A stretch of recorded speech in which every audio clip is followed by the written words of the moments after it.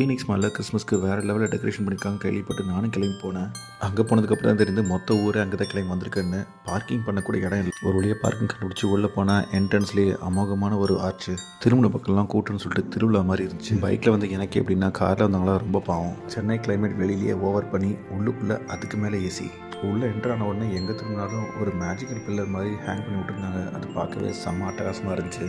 அதை தாண்டி heart of the Phoenix மாலுக்கு போனீங்க அப்படின்னா அங்கே தான் அந்த பெரிய கிறிஸ்மஸ் ட்ரீ வச்சுருந்தாங்க. மொத்த க்ரௌடுமே அந்த ட்ரீயை தான் ஃபோக்கஸ் பண்ணி ஃபோட்டோஸ் வீடியோஸும் எடுத்துகிட்டு இருந்தாங்க.